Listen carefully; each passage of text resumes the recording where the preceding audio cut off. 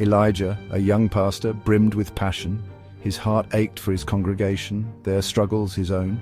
He poured himself into his ministry, every sermon, every visit, every prayer, an outpouring of his very being.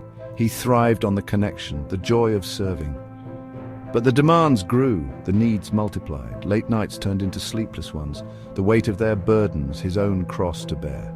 Elijah's energy waned, the once bright spark, now a flickering flame. His shoulders stooped, his smile faded.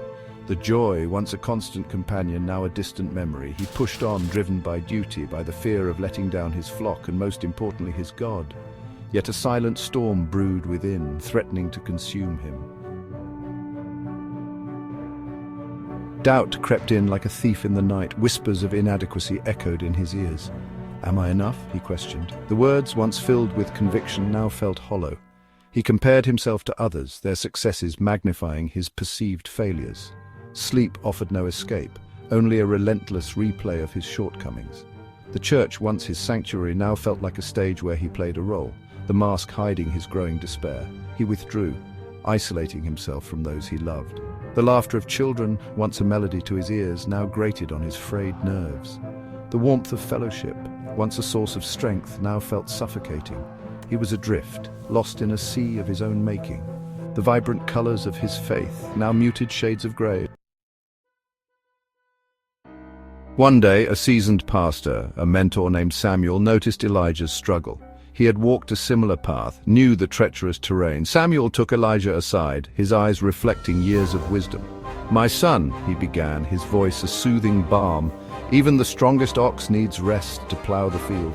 Elijah listened, his heart heavy, his spirit parched. "You, my son, are running a marathon at a sprinter's pace. You cannot pour from an empty cup." Samuel spoke of Sabbath, of rest as a holy act, a gift from God. He encouraged Elijah to prioritize his spiritual health, to seek solace in prayer and meditation. He reminded him that his worth was not tied to his accomplishments, but to God's unconditional love. Elijah clung to his words, a lifeline in a stormy sea. Elijah heeded Samuel's advice. He began to delegate tasks, to trust others. He carved out time for himself, for quiet reflection, for long walks in nature. He rediscovered the joy of simple pleasures, the laughter of his loved ones. He returned to his prayer closet, pouring out his heart to God, confessing his fears, his doubts, his exhaustion.